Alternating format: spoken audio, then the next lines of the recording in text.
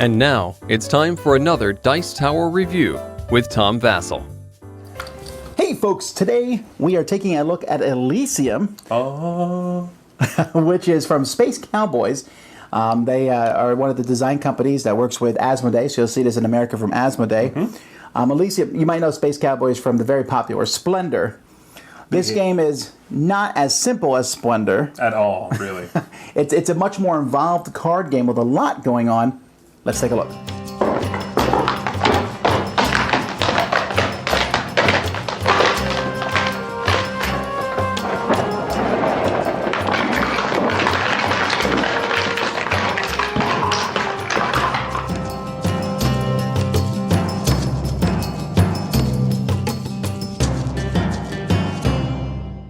In Elysium, you're trying to get the most victory points. You're going to be doing that by getting victory point tokens, by getting discs that have victory points printed on them, by having the most of the hoplite tokens, and by getting together different legends of people into your Elysium.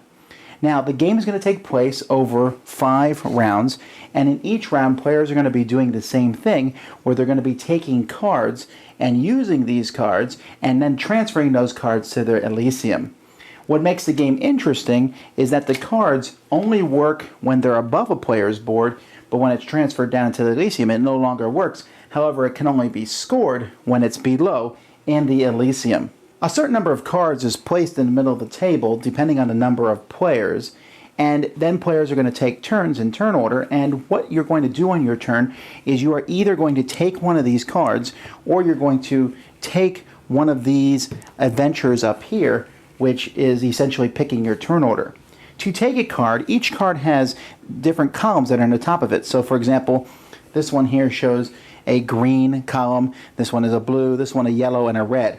To take those, you simply need to have that column in play. So if I have this green one in play, I can take this one, or this one. Once I take the card, I have to take one of my columns out of play. So let's say I take yellow out of play. Well, by doing that, I no longer can take this card, or this card.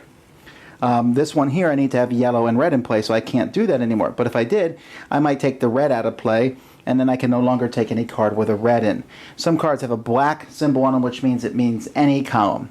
And this also includes up here in turn order. Now the turn order could be different depending on what game it is, but I might want to go first next turn, so I'll take this tile here, and then that's because there's a red token over it.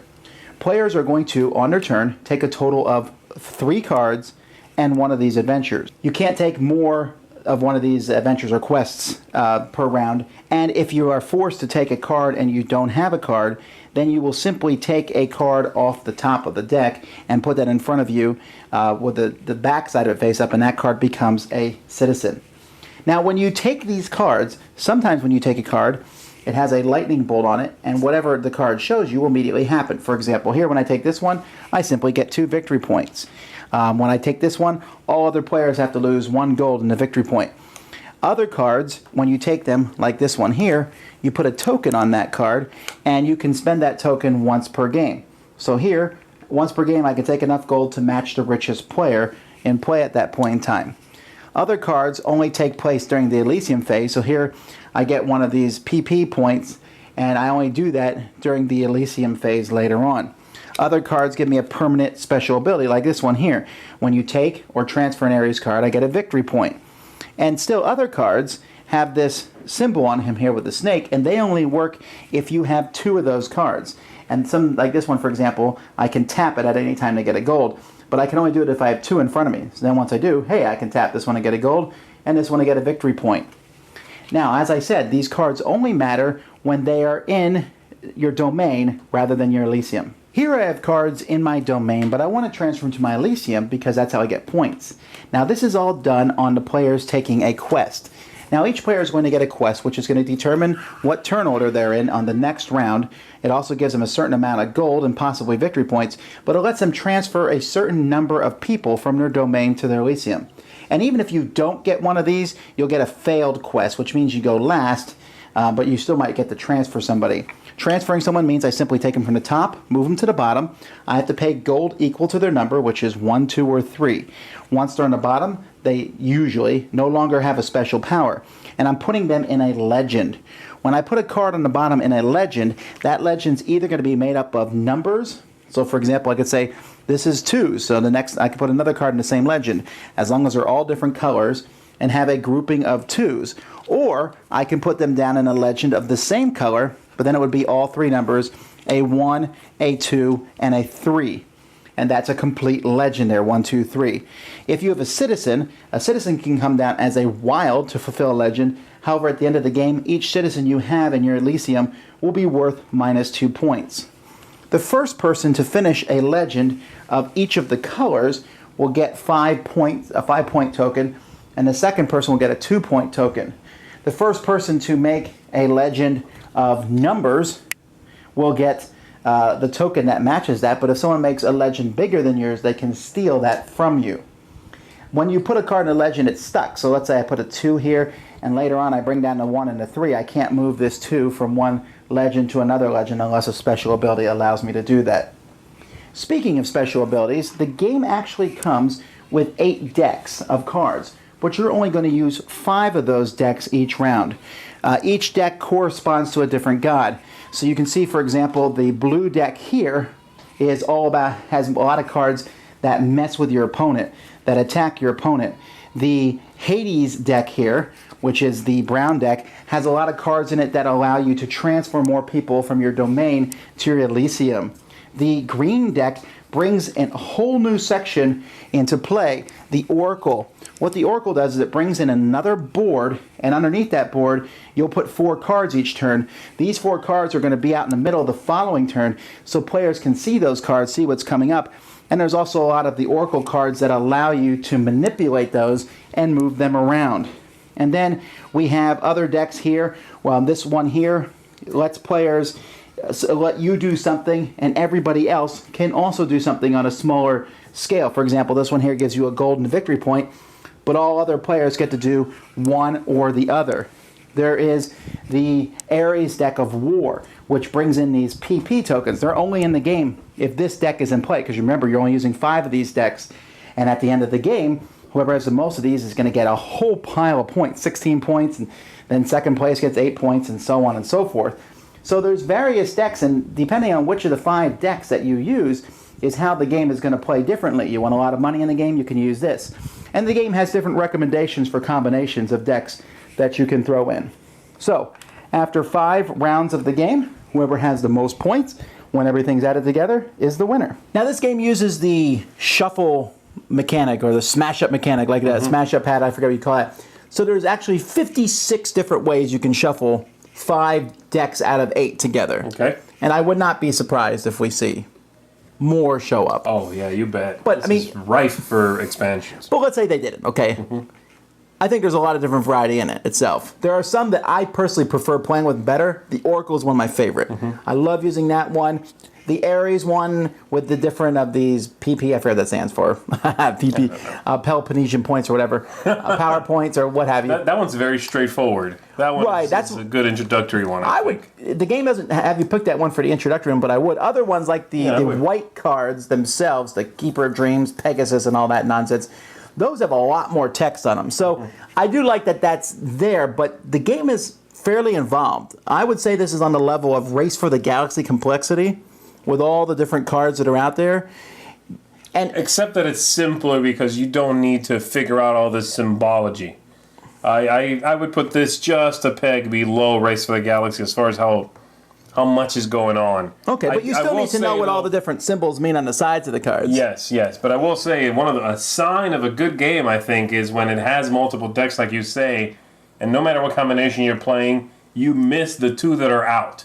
Because every deck does feel different, and every deck gives you something interesting. So no matter what combination of decks I'm playing, I'm always looking at the 2 that are outside going, if I had those cards in play, I could be doing this. So I think that's a wonderful design choice in the game itself. Yeah, I mean, as you're playing this game, okay, first you're sitting there, and your first thought when you play it is, okay, what cards are good for me? Oh, that card's good. I want that card because... And they're like, oh, but there's a deeper level of strategy because I might want a card that gives me a good special ability, or a card that will score me well. So there's two things thinking about the cards. But it goes beyond that. Sure. Because then you're thinking about this pillar thing, which is a really, again, totally themeless. I don't know what the point of these are. It is. But it's really thinky because you're sitting here going, okay, if I spend this color pillar for that, I won't be able to buy those cards next turn. But if I spend this color, I won't be able to buy those. And I better take my turn order soon because that turn order, you're going to be stuck with not being able to take one, which is not nearly as good. Right. Yeah, it's really, the timing in this game is paramount. You really have to be careful when you do what. Because if you spend that pillar you needed and another player takes your place, the one pillar you had that could take a place, quest, you're done. Right. That means that turn, and there's 5 turns, you are only going to be able to bring down maybe one person, which is a killer, And if there's one thing that I have to say that is a slight negative in the game, and I honestly have no idea how you would fix this, is that I almost feel like I don't get to do enough. There's so much I want to do, and I almost feel like I don't get to do enough, because it's 5 turns, I'm able to bring down 2-3 people, I want to do more. Right. Now, don't get me wrong, I hate complaining about a game that is... 5 turns, you're going to get 15 cards at the most. Right. And you'll be able to bring down maybe 10 of them. Mm-hmm. I don't want to complain about a game that actually doesn't outstay its welcome, so, because I'm typically complaining about long games. But that's a little thing that I felt restrained with. Everything else, I really enjoyed this game. Yeah, I like the speed of it. I thought it was a good time limit. It has a different feel playing with 4 or with 2. Mm-hmm. With 2, you're really focused on your opponent the whole time. With 4, you can't really concentrate on the other 3 people as much. You're more focused on yourself. Mm-hmm. But there's also more to grab. There's a plethora of treasures out there. And some of the cards, the strength of those cards will be different based on whether it's a 4-player or 2-player.